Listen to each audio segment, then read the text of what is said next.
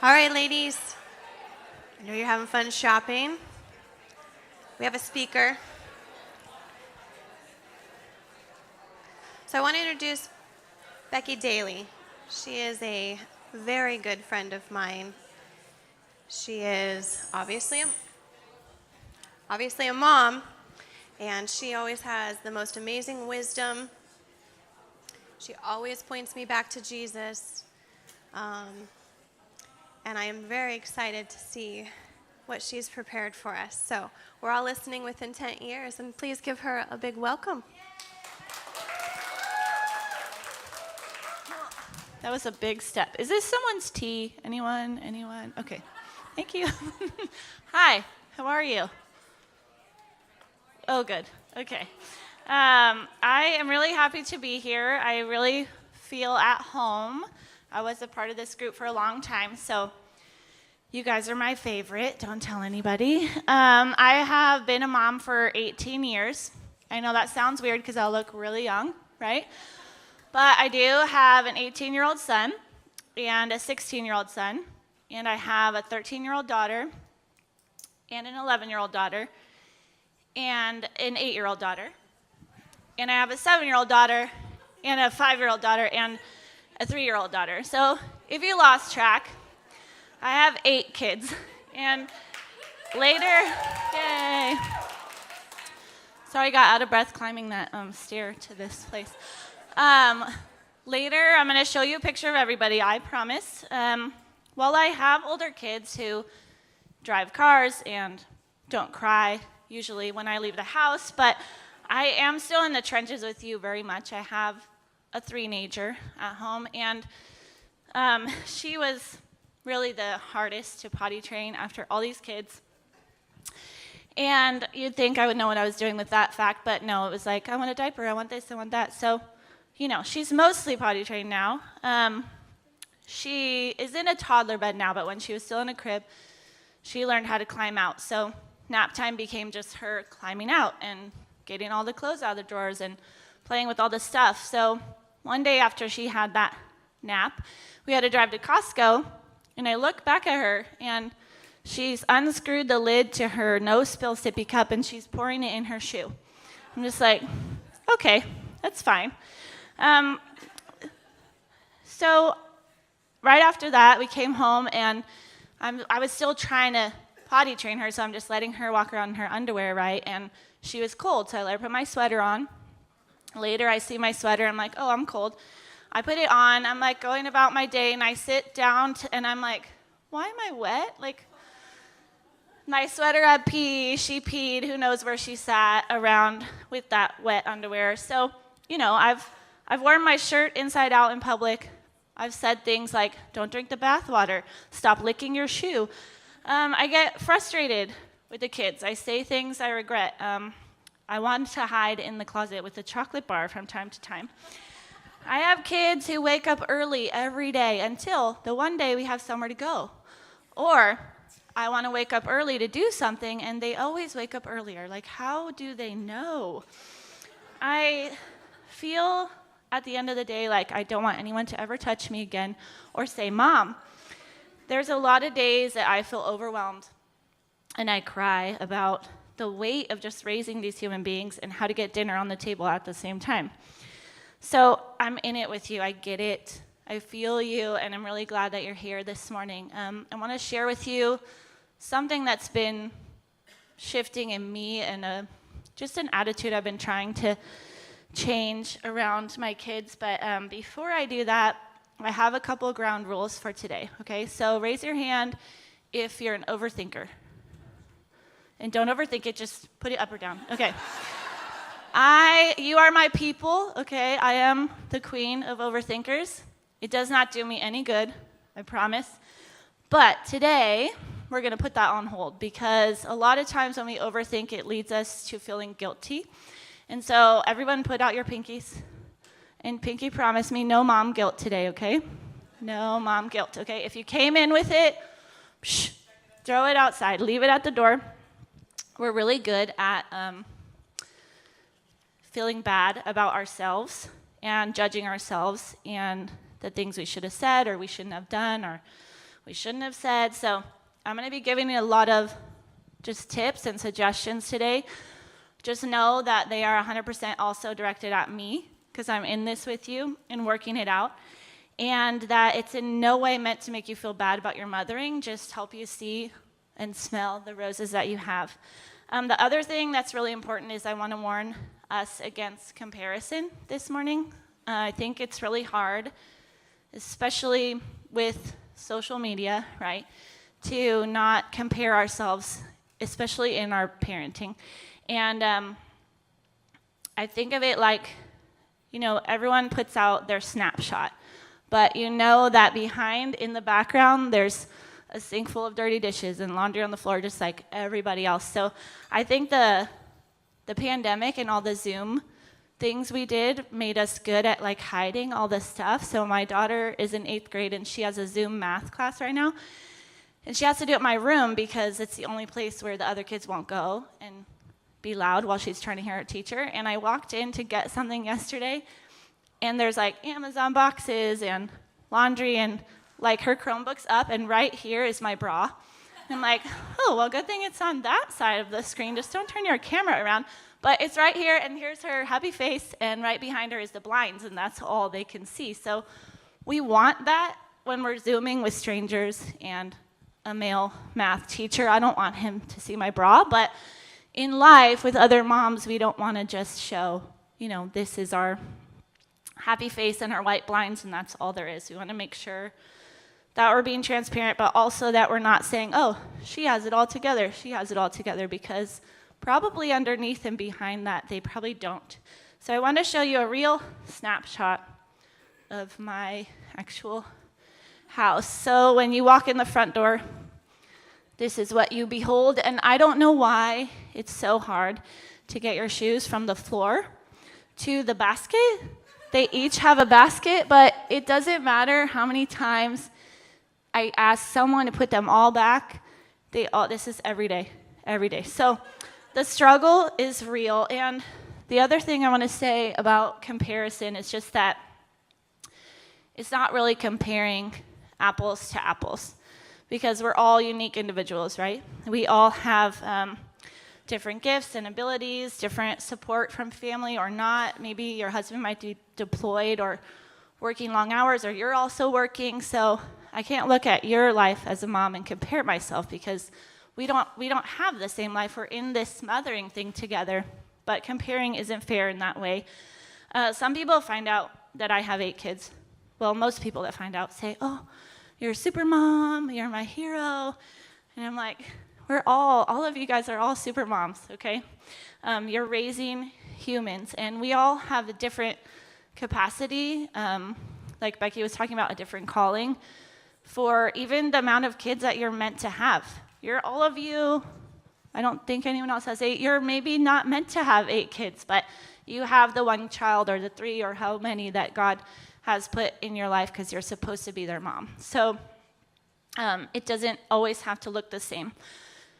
So I want you to know that you could be an apple, and you can look at another mom that's an orange and learn from her, but not feel bad about being an apple. Does that make sense? Okay, too far with the fruit analogy, I don't know. But I read a quote recently by someone named Emily Fields.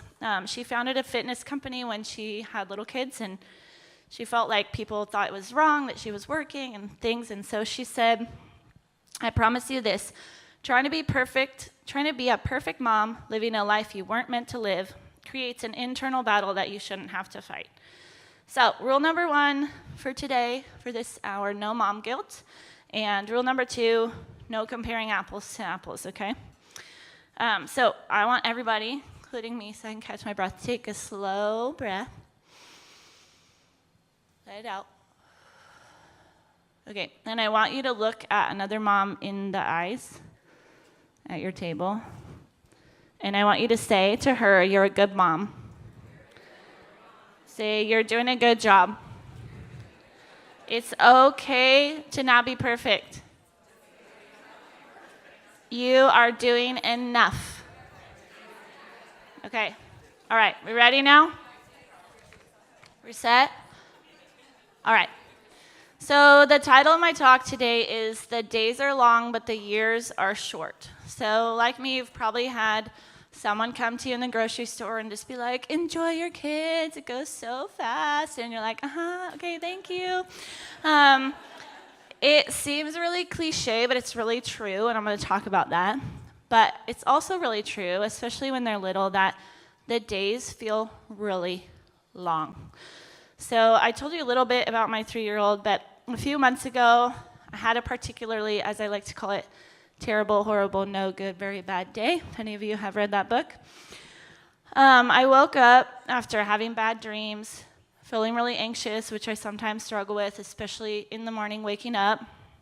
I had to go and drop our car off to get fixed. So like I said, when I wake up early, what happens? They wake up earlier, so I had to get my oldest to go follow me and my other ones to watch the other ones, go drop off the car, go come back, got that done, try to exercise when I got home. Well, that didn't work out because arguing and needing their butt wiped and needing me to open their yogurt and all the things, so I got maybe 5 or 10 minutes in of exercise. My 5-year-old, some of you know her, was throwing the biggest tantrum of her life, and I don't even know what it was about. It could have been, who knows? Her yogurt was blue and not pink. I don't know, but kicking, screaming, so I sent her to our bathroom, like have a little break. So then she started pulling her sister's potty chart off the wall, and she's throwing all the hair bows and everything out of the bathroom, just everywhere. That calmed down, right? That settled down, and then I went to make myself a coffee. Now, I only drink cold and sweet coffees, but my husband got me this espresso machine so I can make them at home. But I did something wrong, and the milk steamer was like going, and I grabbed a rag, but I burned myself trying to stop that from going all into the room. Got the coffee made, did it over, sat down on the rug to start school with the kids, and of course someone knocked my coffee over, spilled it on the rug, had to clean it up, had like 2 sips to drink. Look out the window, and the dog is literally chewing up the plant I just got for Mother's Day. The pot, like, is all in pieces. The plant is, like, all over the yard. The 3-year-old spilled her drink on the rug and peed her pants, so that's also on the rug. So I look at the clock, and it's 10 a.m. I'm sure you guys have had these days, right? And it's just like, how long until nap time? Please, Lord, just get me to nap time. So some days they're really long, but I also know, because of my kids who are growing up, how short the years can be. So I wanted to show you why this topic has been on my mind. This is my oldest, Sean Jr., and I want you guys all to blink with me on the count of 3, okay? Are you ready? So 1, 2, 3, blink. This is him now. He's, like I said, 18. I might be still trying to get used to the fact that I have an 18-year-old. It's crazy. He just graduated high school. And he was my little buddy, you know. Being the first, it was him and me. I mean, I still play with my kids, but they play with each other a lot. So it was like me and him in the sandbox, me and him at the zoo. Like, yeah, I'm going to stop so I don't cry. But he is a child who told me recently, and I'm apologizing right now because this is hard to hear. He said, "Mom, you know, one day you pick up your child, you put him down, and you never pick him up again."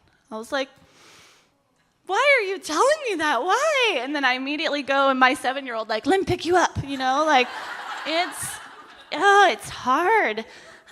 He's old. He has a man voice. I remember when his voice started to change, and he was upstairs, and I was like, who is in the house? Like, what is happening? He goes to college. He works a job, and he has a girlfriend. It's crazy. I feel like I barely see him, and I am incredibly proud of him. But this is what has prompted me to shift my perspective about thinking about how fast it grows and what I can do to enjoy where they're each at. So the other reason is kind of the flip side.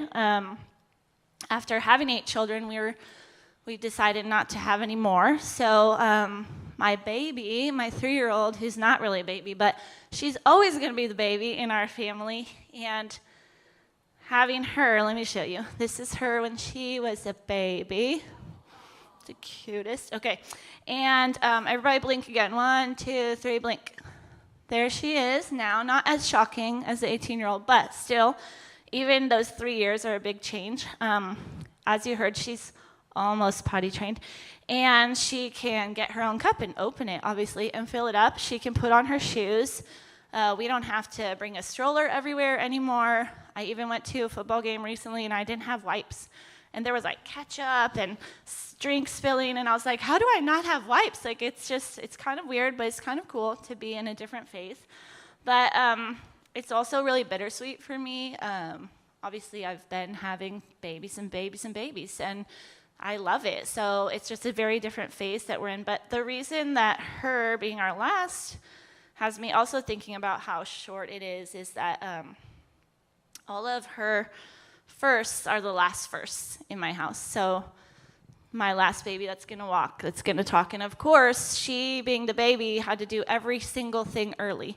She crawled, she walked, she talked, everything. I'm like, could you just be a baby a little longer? So I'm in the middle of trying to savor and hold on to the moments because I'm seeing how precious they are. She is getting a little spoiled, so we have to be careful. And my husband calls me out. He's like, you never let any of the other kids walk around food or do this or do that. But I'm like, okay. So we're working on it. But there's a comedian, Leanne Morgan, and she has a sweet southern accent, kind of like Beckie over there, and she talks about this where she had 2 kids and then she had another baby, and the kids are talking to her and she's saying, she's crying? What does she want? She wants your toy? Okay, give it to her. I can't deal with this. So it's a little bit like all the kids are trying to give as the baby, they're all trying to take care of her. They're all trying to give her what she wants. So we're working on it, but I do have both ends of this spectrum plus all these stages in between that makes me want to figure out how to enjoy all these moments before they're old and you barely see them anymore. So parenting is the only relationship where the goal is separation. I'm going to let it sink in. Parenting is the only relationship in your life where the goal is separation. Obviously, you want to still have a relationship with them when they grow up, but your goal is getting them to be these responsible, independent people who can, go to school, get a job, move out, and buy their own place. All these things you want them to grow up to be able to do, which just means that after they're born, pretty much the separation starts. You can see it just physically, right? They learn to roll and crawl and walk and run, and they're able to get farther from you that way. And then the older they get, they're in school maybe, or they're in sports. Even with me homeschooling my girls, the older ones, like, they're in dance and different things and they're gone. Or even if they're home, we're not necessarily like right next to each other because you don't have to be. And that is a beautiful thing, that you don't have to watch them in the shower and cooking food. But it's also just a short time where you're around them. Hold on. So I just want to encourage you and just think that there's a day coming when they're not going to want you to lay in bed with them all night. Or, mom, mommy, mom. You're not going to hear it anymore. So try to, it just can help be a little more patient with the things that are bugging you if you think this is really short.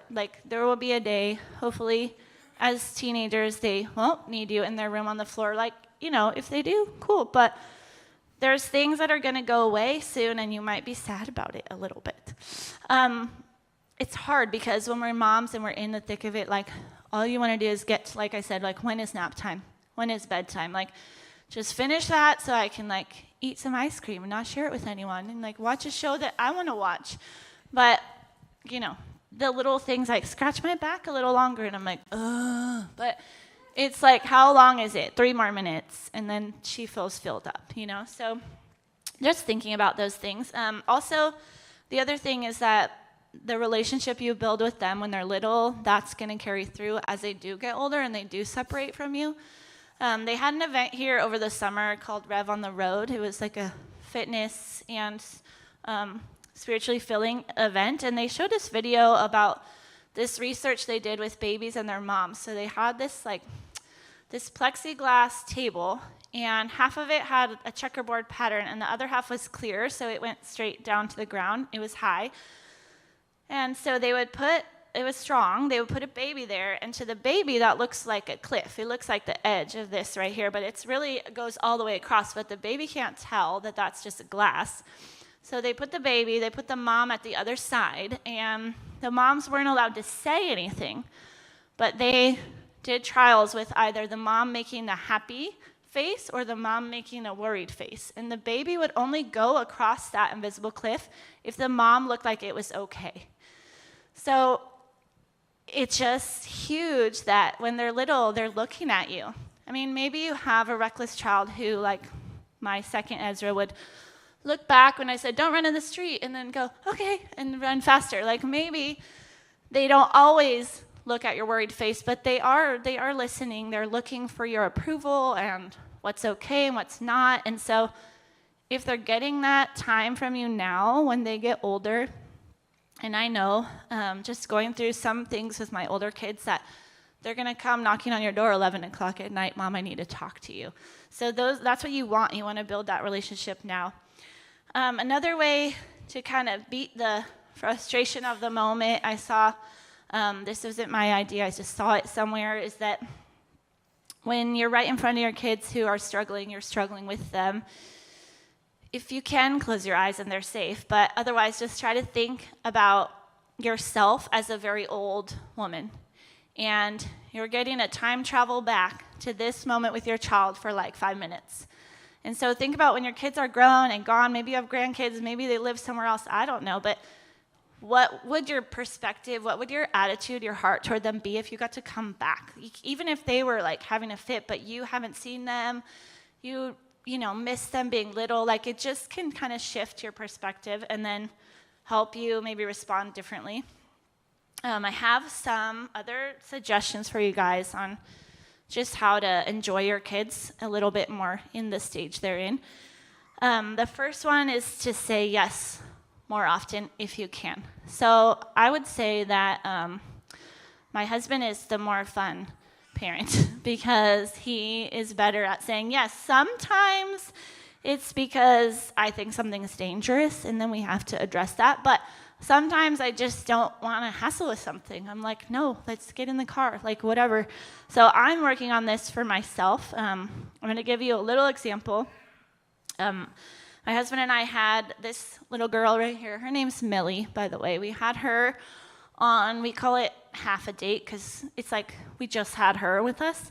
And we were eating, and actually in that, it's like that brick courtyard in Fallbrook. That's where she is in that picture. And I was taking these pictures of her, and we had to leave because we had to get the other kids. They were at a class, and, we got to go. And she said, it's my turn. I want to take a picture of you and Daddy. And, usually I would be like, no, we got to pick up your sisters. Come on. But I was like, okay. Also, do I want you to drop my phone? All those things. But I said yes. And this is the first picture that she got, which is her fingers. Also, I'm like, she doesn't, know how to do this. Let's see how it goes. And then she got a little less fingers, but the ground, there's just no fingers, so she's getting it. We're like, point it at us. Look up, up, up. It's getting better. And then success. She did it. Yeah, so it didn't really take that much more time to do. But I wish I had a picture of her face when she did it. She was so proud of herself and so excited that she got it, And then we left and we picked them up and we were on time. So things like just small things. It doesn't have to be a big thing.